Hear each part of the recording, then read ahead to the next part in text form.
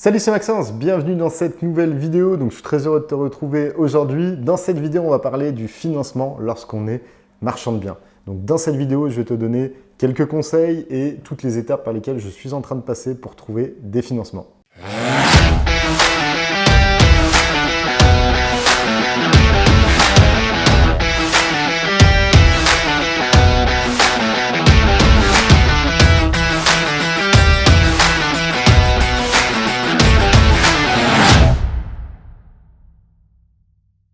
Il faut savoir que lorsque tu vas être marchand de biens, lorsque tu vas devenir ou que tu veux devenir marchand de biens, le plus dur, je pense, selon moi, et c'est le plus dur d'ailleurs auquel je suis confronté, c'est vraiment de trouver un partenaire bancaire. Beaucoup de banques refusent de financer les marchands de biens, simplement parce qu'il y a quelques années, il y avait un peu une euphorie sur le marchand de biens où un bien s'achetait, se revendait, sous compromis peut-être 3, 4 fois, enfin c'était n'importe quoi. Du coup, il y a eu beaucoup de problématiques où, au final, il y a des personnes qui ont mis la clé sous la porte et des marchands de biens qui sont partis sans rembourser le crédit, ou du moins les banques se retrouvaient avec plein d'apparts sur le dos qui ont été surévalués, et du coup, ça a été la grosse problématique. Et maintenant, beaucoup de banques refusent de financer les marchands de biens. C'est pour ça que je recommande toujours, lorsqu'on va devenir marchand de biens, de d'abord trouver une banque avant de chercher un appartement ou un bien immobilier et avant de créer sa structure de marchand de biens. Parce que si vous ne trouvez pas de banque, ça ne sert à rien de faire le reste parce que sinon vous allez stagner. Et dans cette vidéo, je vais aussi te donner quelques petits conseils pour trouver ta banque et après quelles sont les conditions par lesquelles notre banque nous suit. Donc tout d'abord, pour retrouver cette banque, le mieux, c'est que j'ai été recommandé. C'est une personne qui est déjà marchand de biens qui m'a dit va voir cette personne, enfin du moins va voir cette banque et demande le directeur de cette banque et elle pourra te financer. C'est un pote qui est marchand de biens et du coup qui bosse avec cette banque. Et ça reste quand même le mieux. Si tu connais une personne qui fait du marchand de biens et qui se fait financer, essaye de te faire recommander et ce sera beaucoup plus facile pour toi. Maintenant, je vais te donner pas mal de conseils. Une fois que tu as trouvé une banque qui peut être assez réceptive, on va dire, pour le financement du marchand de biens, je vais te donner quelques conseils. Les conseils d'ailleurs c'était avec le directeur de la banque en question, j'ai beaucoup discuté et je lui ai demandé quels sont tes conseils qui me permettront de faire passer le dossier plus facilement et que je pourrais partager à vous. Et il m'a donné plusieurs conseils. Le premier, c'est d'avoir de la précommande.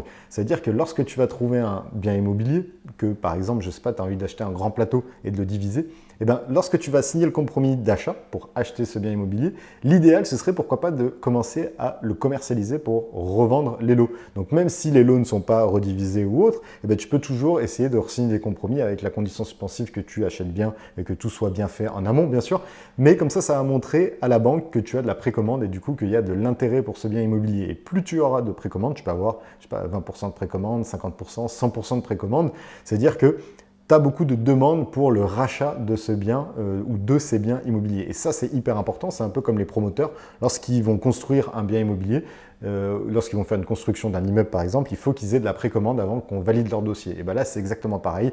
Moi, il m'a dit, c'est pas obligatoire, mais c'est quand même beaucoup plus avantageux si tu as de la précommande, si tu as vraiment de l'intérêt par rapport à ça. Deuxième conseil, c'est d'avoir un bon capital social. Donc, c'est-à-dire que ta société ait un bon capital. Donc, j'en avais déjà parlé dans une vidéo précédente sur le capital qui est très important pour les banques, simplement parce que les banques ne vont pas vouloir prendre de risques lorsque tu ne prends pas de risque. Donc, si tu mets 500 000 euros de capital social dans une société de marchand de biens, la banque va difficilement te prêter des grosses sommes simplement parce que elle a l'impression que tu ne crois pas forcément en ton entreprise.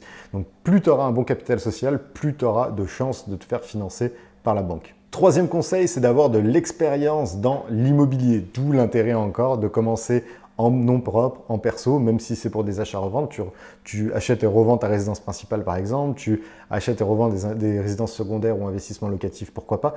Et comme ça va te permettre d'avoir de l'expérience. Et cette expérience est toujours bénéfique pour le banquier. Le banquier, lorsqu'il va voir que tu as réussi à le faire en nom propre, que tu as gagné de l'argent en nom propre, que tu vas ramener d'ailleurs dans cette structure, et du coup, elle va se dire, ok, cette personne a réussi en nom propre, pourquoi pas réussir en société. Et après, elle sait pertinemment que si tu le fais en société, c'est pour viser des biens encore plus gros que ce que tu faisais en nom propre. Et du coup, ça reste totalement crédible. Donc, si tu as de l'expérience dans l'immobilier, c'est toujours bon à apprendre. Et plus tu auras de l'expérience, plus ce sera facile, on va dire, pour toi d'obtenir un financement en tant que marchand de biens.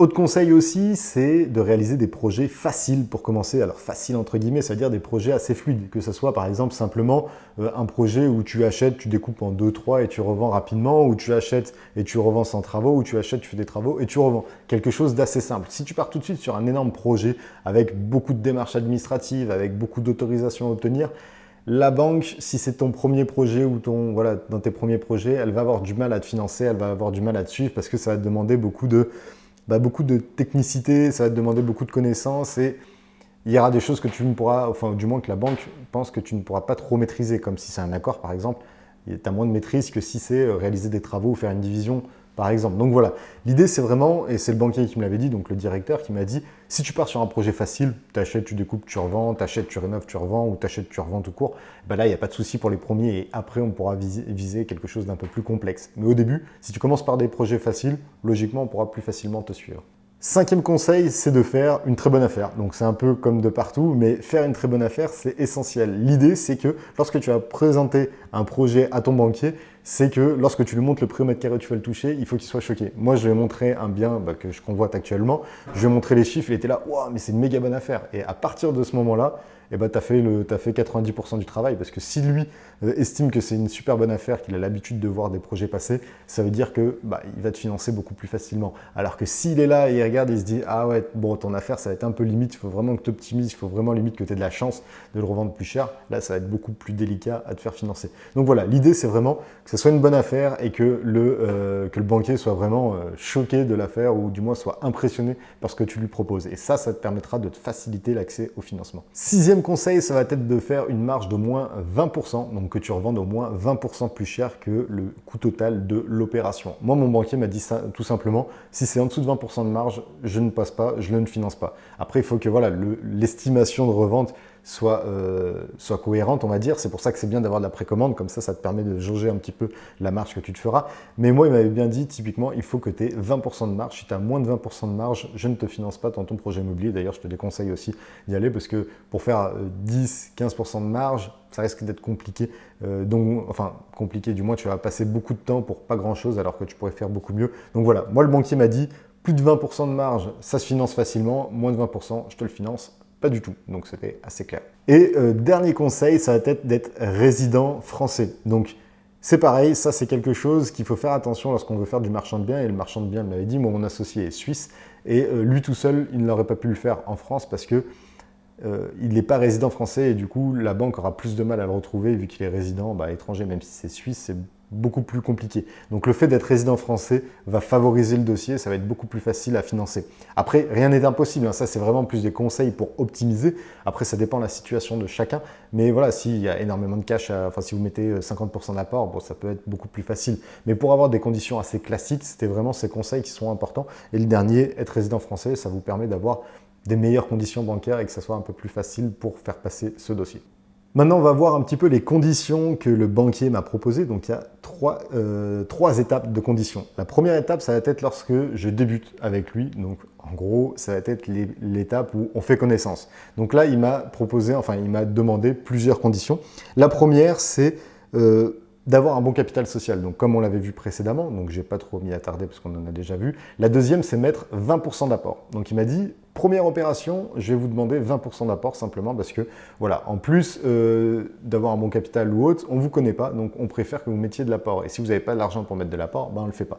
Donc, les premières conditions qu'il m'avait exigées, c'était 20% d'apport sur ce premier projet et après, on verra comment se déroule ce projet. Tout simplement pour se blinder, lui, il prend le moins de risques possible pour le premier vu qu'on ne se connaît pas. Ensuite, ça a été de viser au moins 20% de marge, donc comme on l'avait vu précédemment, ça c'est vraiment l'autre argument, l'autre condition qui est obligatoire, c'était 20% de marge minimum pour le premier projet. Et la dernière condition, on va dire, c'était d'avoir de la précommande, mais ça c'est plus, on va dire, en bonus. En gros, il m'a dit, si tu as de la précommande, il n'y a pas de problème, je ne te casse pas la tête, on y va tout de suite. Si tu n'as pas de précommande, pourquoi est-ce que tu n'as pas de précommande? Est-ce que c'est parce que tu as prévu de faire les travaux et du coup tu préfères être propriétaire ou non? Enfin voilà. Mais l'idée, les deux grosses conditions, ou du moins les trois grosses conditions, ça a été le bon capital social, les 20% d'apport et les 20% de marge minimum. Une fois qu'on a fait un premier, voire deux premiers projets, là, les conditions vont commencer à s'améliorer pour moi, enfin pour nous, du coup, parce on sera deux associés. Et il m'a demandé tout simplement 5 à 10% d'apport sur les prochains projets et toujours les 20% de marge. Donc, il garde vraiment ces 20% de marge et les conditions seront bien meilleures au niveau de l'apport. Donc, ce qui nous permettra, dans un premier projet, je dis une bêtise, si on met 200 000 € d'apport, de viser 1 million pour le premier projet. sur le troisième, quatrième, si on met toujours ces 200 000 euros d'apport, eh ben, on pourra viser peut-être 2, 3, 4 millions parce qu'on aura des meilleures conditions et parce qu'il nous aura fait confiance. Alors bien sûr, on ne va pas arriver à 3, 4 millions tout de suite, mais c'est pour montrer un peu l'esprit qu'on va réduire l'apport nécessaire et comme ça, ce sera beaucoup plus intéressant parce qu'on pourra se positionner sur plusieurs biens ou sur des biens qui sont beaucoup plus intéressants. Et une fois, on va dire, la première année passée, si on a fait 3 à 4 bonnes opérations, ou 2 ans, ou 3 ans, ben là, les conditions vont encore changer et ça va être des lignes de crédit. Donc, les lignes de crédit, c'est simplement qu'il va nous ouvrir une ligne où on pourra dépenser un certain budget. Donc, ça peut être 1 million, ça peut être 2 millions, par exemple.